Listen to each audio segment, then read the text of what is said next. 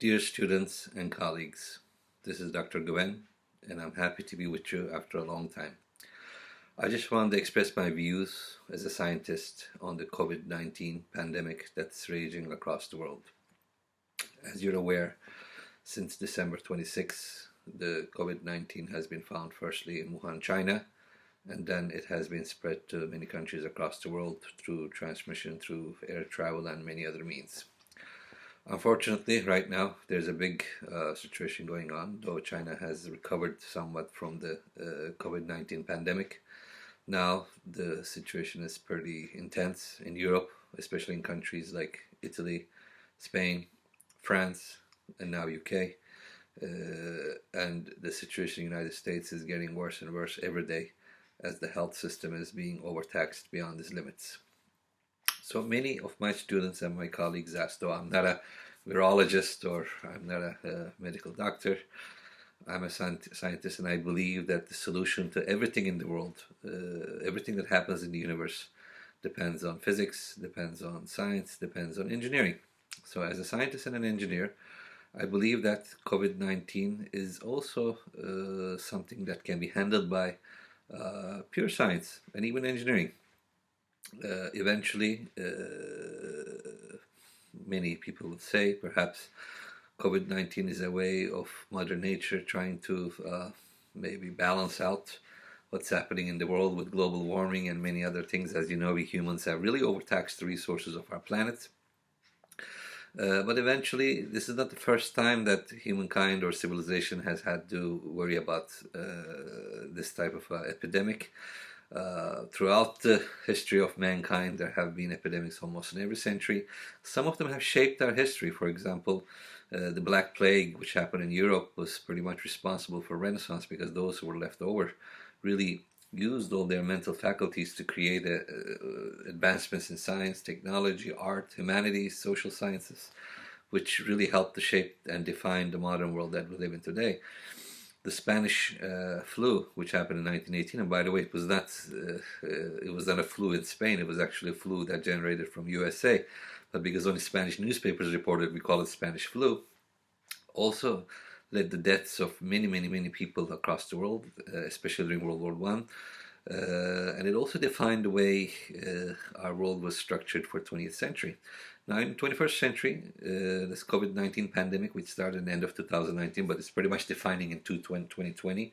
Right now, as of today, we have over 700,000 cases, though many virologists, many of my colleagues have reported that this is only the number of available reported cases, but the actual cases may be anywhere between 5 to 10 times the amount of recorded cases, because governments right now don't have the capacity to test everyone. Obviously, it takes time to test everybody.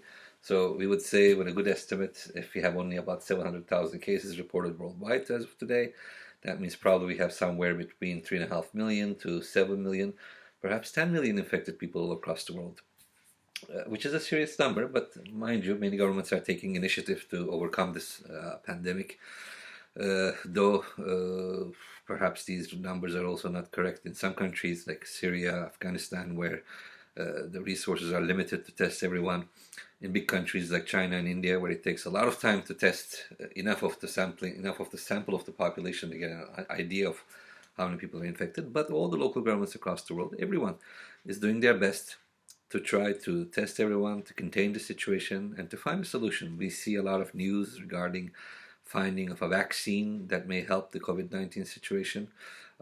We hear of many medicines, such as medicines used to treat other conditions, other viral diseases, which seems to help with COVID-19. And the worst part about COVID-19 pandemic is perhaps the fact that it affects the lungs. So people who are above a certain age or who have chronic diseases are more affected by this disease, as they usually die of pneumonia, which is pretty bad. But luckily, human beings do have a lot of resources in their disposal.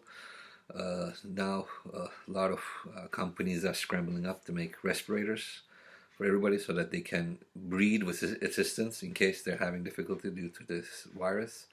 A lot of antivirals are being developed, a lot of experimental drugs are being developed. Studies on a vaccine are going on. I do believe that by the beginning of 2021, we'll have a vaccine which has been approved and ready to be used. on humanity. So the worst case scenario, I believe, by end of 2020, I think we will have the necessary medicines and the vaccines to really overcome this disease. So eventually, this disease will also go into history books as one more great epidemic that defined the course of history. So while the Spanish flu maybe defined the course of 20th century, the COVID-19 pandemic will define 21st century. Uh, However, uh, I do feel that there may be a lot of economical issues because many of the economists across the world believe that the economical fall from this particular COVID-19 pandemic will probably be much more worse than the 2018 economical recession, global recession. Some economists compare it to the 1929 Great Depression. Obviously, because all production facilities have stopped producing goods, technologies, people have stopped selling products. People are not buying many products except food and medicines. Therefore, it will take some time, maybe a couple of years, for the world economy to come back to its original point again. It's not going to be easy. There is going to be a lot of struggle for the companies, even big companies, to really come back to where they were when this pandemic started. Some economists figure it will take 3 to 5 years before the world economy can catch the growth and the production rate that it had at the beginning of 2020. But regardless of that, we have to be very optimistic. Eventually, all of this is going to go away. Science and technology will overcome all of these problems, including the COVID-19 epidemic. We have to believe in science and technology now more than ever, because it is the science and technology which will help humankind to really overcome not only this pandemic but all kinds of problems. I mean, it's not just the COVID-19 that's deadly in the world. Even the regular influenza, the flu, even that is deadly today. Cancer is deadly, diabetes is deadly, high blood pressure, heart diseases. There are lots of problems, medical problems across the world that kill in much more higher numbers than COVID-19. But all of these can be overcome with science and technology. I believe this epidemic has been a big wake-up call for humanity. I think we need to spend more time and more energy and more money for science and engineering ever than before, because the future of humanity lies in science, engineering, because science and engineering is the basis of everything for prevention of health, for producing, for manufacturing goods and products. You need technology. You need to make things more efficient so you can produce more products with less amount of energy, less amount of cost. So that's where engineering comes into picture. So a lot of, I believe, money, time, and investment and effort has to be invested into making science and engineering become the real powerful dominating tools of 21st century. I think this is a very, very important make-up call. If we spend all our resources to create better science, better technology, to create better methods, I believe that maybe not us, but our children, or maybe not even our children, but our grandchildren, will be able to live in a world which is far, far, far better than the world we live in today. We live in an age of wonders. We are in the brink of space exploration. We are in the brink of finding energy sources that will free us from oil and many of the other fossil fuels that has limited us up to now. I believe by end of 21st century, our children will be living in a world really filled with wondrous things that we cannot imagine today. I feel that mankind is now in a step just before a major event, a positive event, happens where the civilization will go forward one more step to become more better, more powerful, more informed, more aware, more enlightened than it was before. And I believe this is for the whole world, whether you're in the United States, whether you're in Europe or Asia, Japan, China, India, Africa. It doesn't matter, that eventually all of us, everybody in the world will benefit from these enlightened effects of science and technology when the time comes. So yes, COVID-19 pandemic is very unfortunate.